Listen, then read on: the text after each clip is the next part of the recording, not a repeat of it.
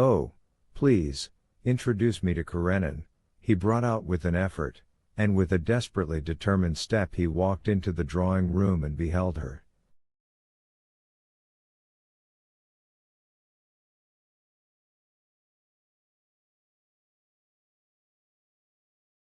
She was not the same as she used to be, nor was she as she had been in the carriage. She was quite different.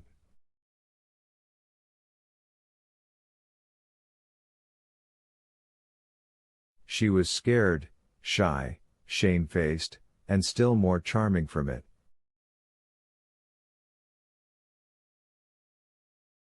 She saw him the very instant he walked into the room. She had been expecting him.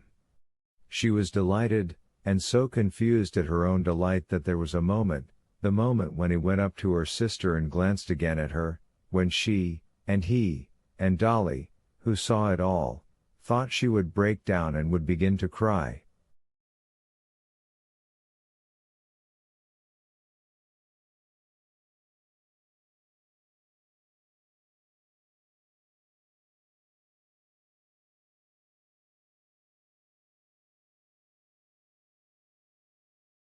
She crimsoned, turned white, crimsoned again, and grew faint, waiting with quivering lips for him to come to her.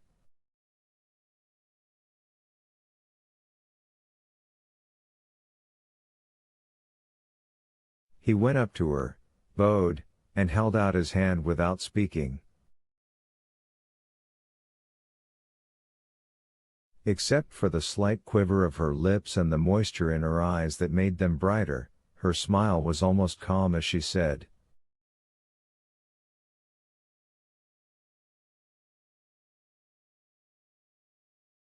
"How long it is since we've seen each other." And with desperate determination she pressed his hand with her cold hand.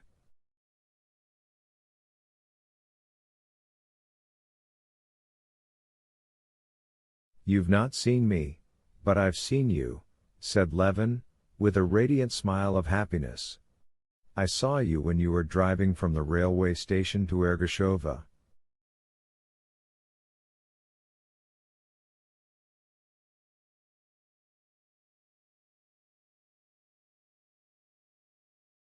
"When?" she asked, wondering. "You were driving to Ergashova," said Levin, feeling as if he would sob with the rapture that was flooding his heart.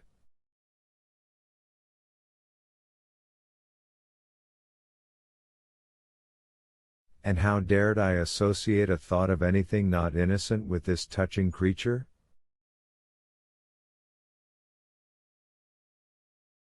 And, yes, I do believe it's true what Darya Alexandrovna told me, he thought.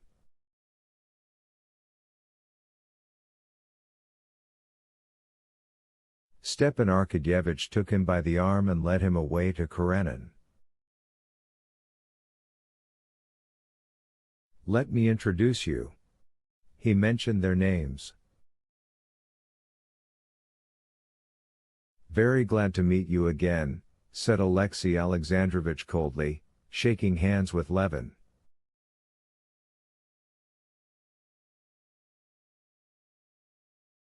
"You are acquainted?" Stepan Arkadyevitch asked in surprise.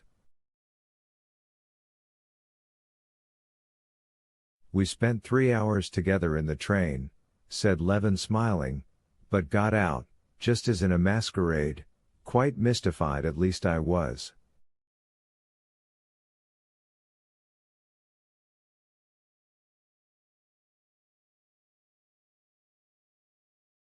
"Nonsense. Come along, please," said Stepan Arkadyevitch, pointing in the direction of the dining room.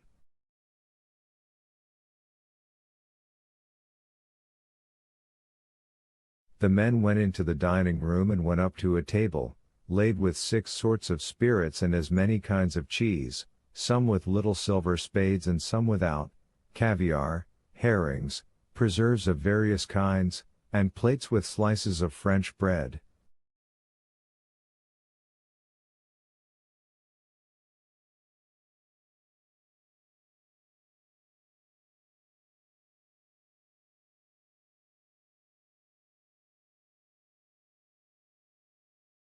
The men stood round the strong-smelling spirits and salt delicacies, and the discussion of the Russification of Poland between Koznishev, Karenin, and Pestov died down in anticipation of dinner.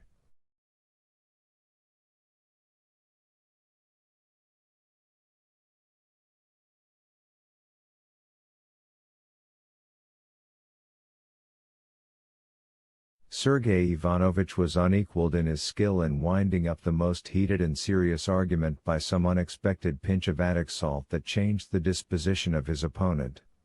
He did this now.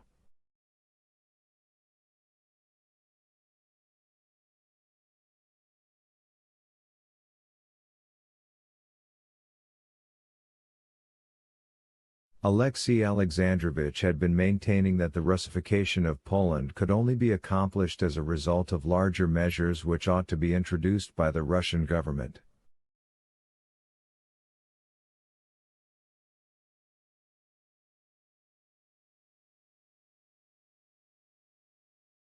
Pestov insisted that one country can only absorb another when it is the more densely populated.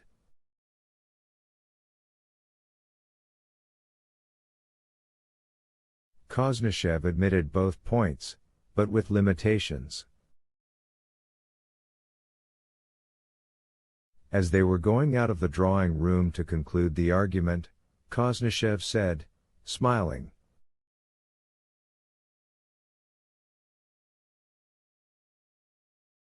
"So, then, for the Russification of our foreign populations there is but one method to bring up as many children as one can.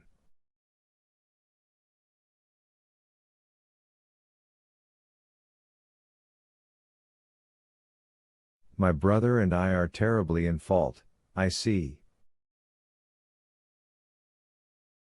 You married men, especially you, Stepan Arkadyevitch, are the real patriots. What number have you reached?"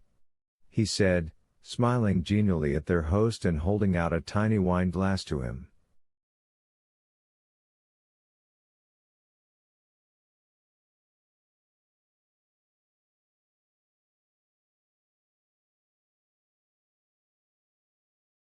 Everyone laughed, and Stepan Arkadyevitch with particular good humor.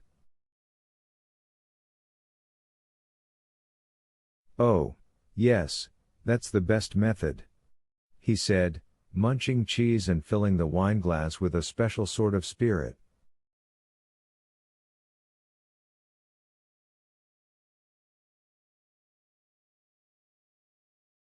The conversation dropped at the jest. "This cheese is not bad. Shall I give you some?" said the master of the house. "Why, have you been going in for gymnastics again?" he asked Levin, pinching his muscle with his left hand. Levin smiled, bent his arm, and under Stepan Arkadyevitch's fingers the muscles swelled up like a sound cheese, hard as a knob of iron, through the fine cloth of the coat.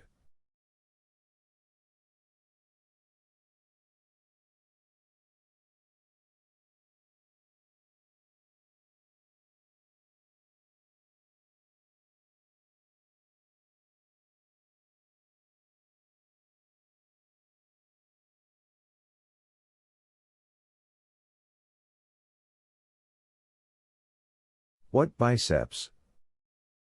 A perfect Samson. I imagine great strength is needed for hunting bears, observed Alexei Alexandrovich, who had the mistiest notions about the chase. He cut off and spread with cheese a wafer of bread fine as a spider web.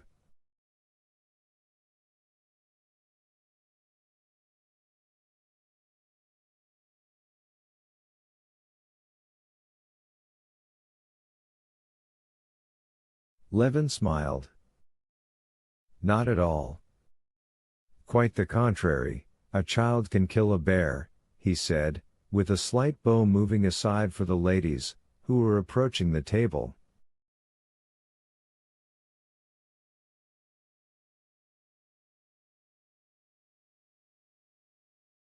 "You have killed a bear, I've been told," said Kitty, trying assiduously to catch with her fork a perverse mushroom that would slip away, and setting the lace quivering over her white arm. "Are there bears on your place?" she added, turning her charming little head to him and smiling.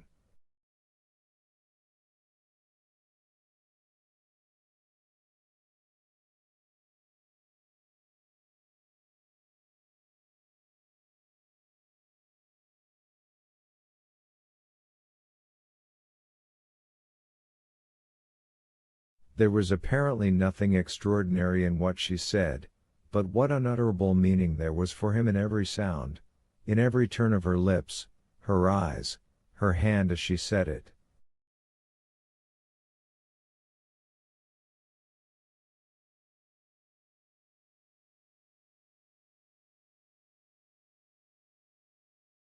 There was entreaty for forgiveness, and trust in him, and tenderness, soft, timid tenderness, and promise and hope and love for him, which he could not but believe in and which choked him with happiness.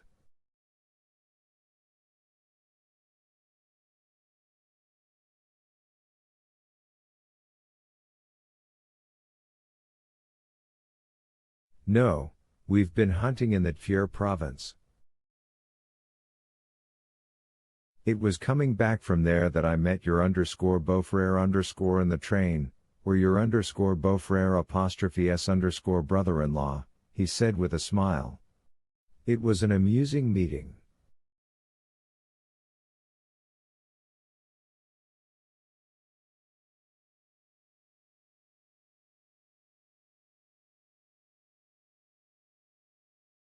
And he began telling with droll good humor how, after not sleeping all night, he had, wearing an old fur-lined, full-skirted coat, got into Alexey Alexandrovitch's compartment.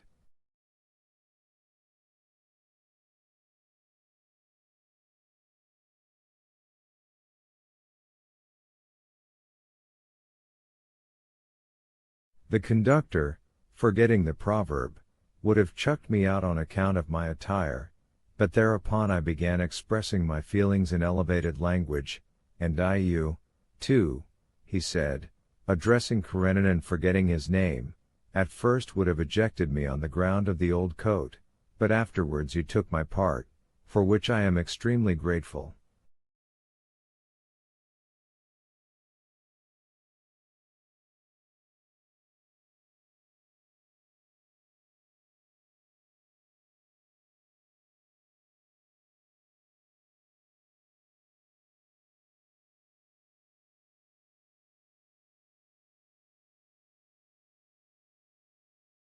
The rights of passengers generally to choose their seats are too ill-defined, said Alexey Alexandrovitch, rubbing the tips of his fingers on his handkerchief.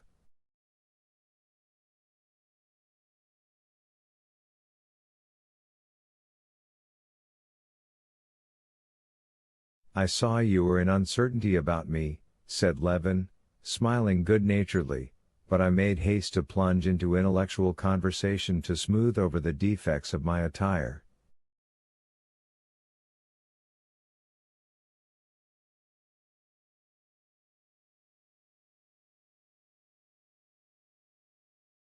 Sergei Ivanovitch, while he kept up a conversation with their hostess, had one ear for his brother, and he glanced askance at him.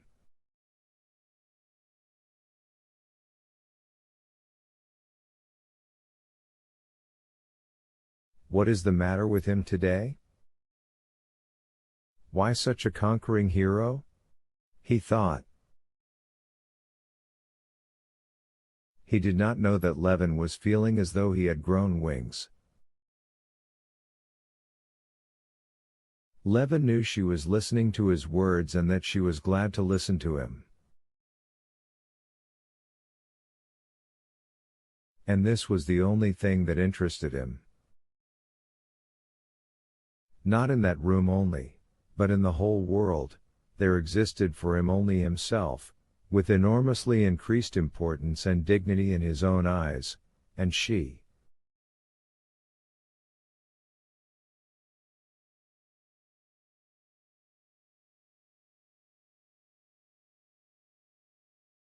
He felt himself on a pinnacle that made him giddy, and far away down below were all those nice excellent Karenins, Oblonskys, and all the world.